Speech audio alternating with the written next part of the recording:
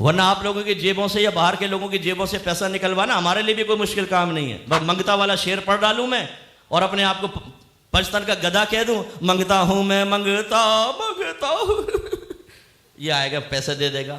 دوسرا کہے گا یہ تو منگتا ہے پنجتن کا, دوسرا تیسرا منگتا 5000 کا نوٹ منگتا, یہاں پر 500 کا ادھر 1000 کا یہاں پر. منگتا اتنا ہوشیار ہے کہ بڑی بھیک کو نہیں چھوڑتا, وہ سائڈ پاکٹ میں آتی ہے کہ یہاں سے کوئی نکال لے گا. اور ہم پہ اٹیک کرتے ہیں کہ جی مفتی صاحب زیادہ وہ دیکھیں ویسے نعت خانوں کے پیچھے پڑ گئے ہیں, نعت خانیوں کے پیچھے پڑ گئے. وہ بھائی نہ میں نعت خانی کے پیچھے پڑ رہا ہوں نہ نعت خانوں کے.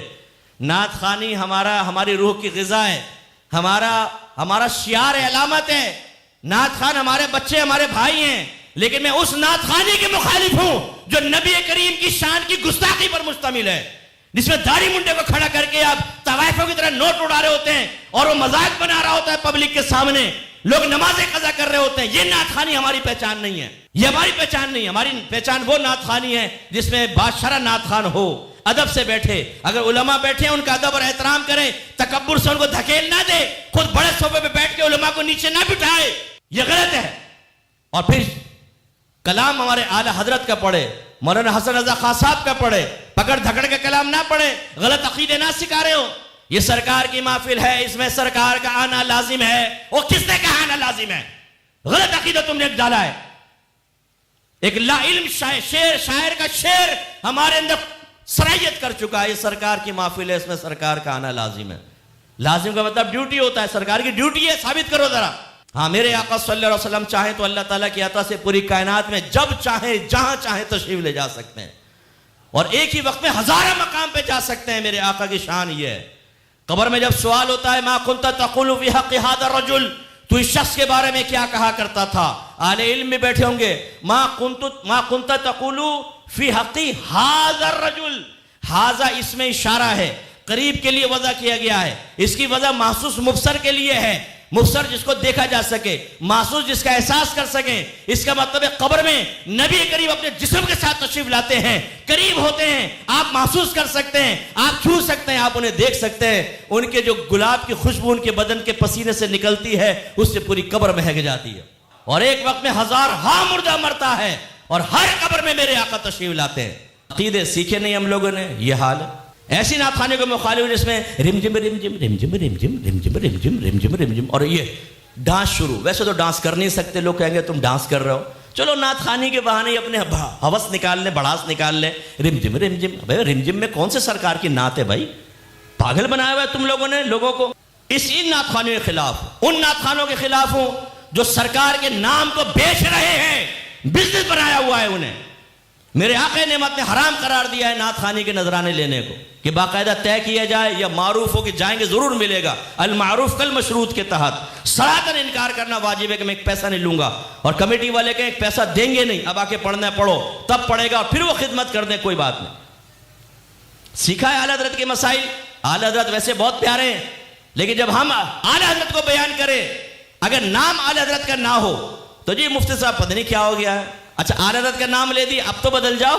نہیں, بعض مقامات پہ اعلیٰ حضرت کو بھی ہم سائیڈ میں کر دیتے ہیں کیونکہ ہمارے یہ چل پڑے ہیں طریقے. لیکن میں نے جو مشاہدہ کیا ہے کہ ہماری عوام کہتی ہے ہم نعت خانیوں میں عشق رسول کی وجہ سے جاتے ہیں. ابھی آپ کے منہ سے اقرار کرواؤں گا, نہیں, بہت سارے تم میں جھوٹے ہیں اس طرح کی باتیں کرنے میں.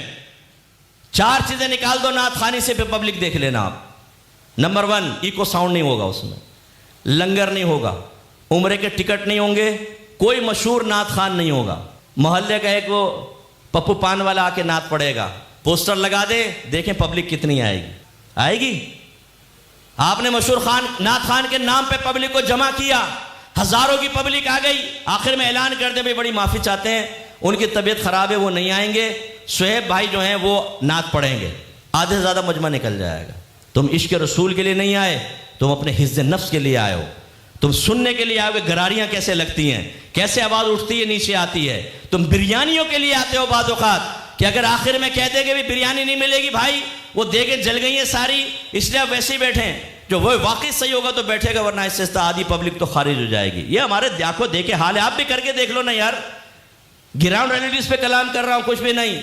یہ پوسٹر لگاؤ, کوئی مشہور نعت خان نہیں آئے گا, عمرے کے ٹکٹ نہیں, بڑے بڑے لکھواؤ, نعت خان مشہور نہیں ہے, عمرے کے ٹکٹ نہیں ہے, ایکو ساؤنڈ بھی نہیں ہے, مسجد کے اسپیکر کے اوپر نعت خوانی ہو رہی ہے, اور لنگر بھی نہیں ہوگا, صرف اللہ رسول کے لیے تشریف لائے. یہ کتنے آتے ہیں آپ کے پاس؟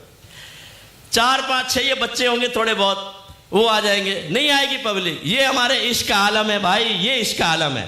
اس پہ ہم جیسا آدمی بیان کرے تو ہم پہ ٹونٹنگ کرتے ہو. جو آئینہ دکھائے, جو تمہیں حقیقی عشق کی طرف بلائے, جو نبی کریم کے ادب کی طرف بلائے, جو اپنے شاعر کو ادب کے ساتھ ادا کرنے کی طرف بلائے, اس کا منہ بند کر دو, اس کی زبان بند کر دو. جس طرح ہم آوارہ گردیوں کے ساتھ نعت خوانی کر رہے ہیں, بیڑا غرق کر رہے ہیں, اس طرح کرنے دو اور اہل سنت کو بدنام ہونے دو. ایک شخص سوشل میڈیا پر بیٹھ کر آج ہمارے اوپر ٹونٹنگ کر رہا ہے, کیوں؟ ہم میں خرابی ہے. نکالو اس خرابی کو. کوئی ٹونٹنگ کر کے تو بتائے. کامل ہماری محفل ہونی چاہیے, ورنہ آپ لوگوں کی جیبوں سے یا باہر کے لوگوں کی جیبوں سے پیسہ نکلوانا ہمارے لیے بھی کوئی مشکل کام نہیں ہے. بس منگتا والا شعر پڑھ ڈالوں میں اور اپنے آپ کو پاکستان کا گدھا کہہ دوں, منگتا ہوں میں منگتا منگتا. یہ آئے گا پیسے دے دے گا, دوسرا کہے گا یہ تو منگتا ہے پاکستان کا, دوسرا تیسرا منگتا, 5000 کا نوٹ منگتا, یہاں پر 500 کا, ادھر 1000 کا, یہاں پر منگتا. اتنا ہوشیار ہے کہ بڑی بھیک کو نہیں چھوڑتا, وہ سائڈ پاکٹ میں آتی ہے کہ یہاں سے کوئی نکال لے گا, اور نکال لیتے ہیں. فراڈی ہے. اسی لیے بڑے بڑے نعت خوان اپنے ساتھ ایک بچہ جمورہ رکھتے ہیں جو تھیلا لے کر جاتا ہے. یہ میں نے واچ کیا ہے. وہ جو گری ہوئی ساری آمدنی ہوتی ہے اس کو سمیٹ کے اس میں ڈال رہا ہوتا ہے, کیونکہ بعد میں کوئی بھی 1000 کوئی بڑا نوٹ نکال کے ادھر ادھر ہو جائے گا تو اتنی بڑی کمائی کا بڑا حصہ خامہ کا فضول لوگوں کے پاس جائے. حضرت نے اتنی محنت کی ہے, لوگوں کو پھڑکایا ہے, جیبیں خالی کروائی ہیں. ایک بچہ جمورہ رکھا ہے جس نے کھڑے ہو کر $1 کے نوٹ مصنوعی طور پہ پھینکے تھے تاکہ ترغیب ملے, دوسرے بھی کھڑے ہو جائیں. یہ پورا ڈرامہ فیل ہونے کا اندیشہ ہے. ساتھ رکھتے ہیں آدمی جو تھیلے میں بھر رہا ہوتا ہے پورا, پھر ایک مخصوص مقام پہ جا کے تھیلے سے وہ برآمد ہوتا ہے. نکالو بھائی مال, پھر نوٹ علیحدہ علیحدہ کیے جاتے ہیں, 100 50 یہ وہ گنتے ہیں. بھائی اچھی کمائی ہوگی, بہت اچھی کمائی ہوگی. ان نعت خوانیوں کے خلاف مت بولو, ان نعت خوانوں کے پردے چاک نہ کرو. جس نے ایک بھی مدرسہ نہیں بنایا, ایک بھی عالم تیار نہیں کیا, ایک بھی مفتی تیار نہیں کیا, پارٹیاں پکڑی ہوئی ہیں, لیکن ان کو نہیں کہتے کہ کسی ادارے کو, اہل سنت کے ادارے کو فنڈ دے دو, ہمیں دیتے رہو فنڈ, بس ہاں یہ چلنے دو, اپنے بینک بیلنس بناؤ.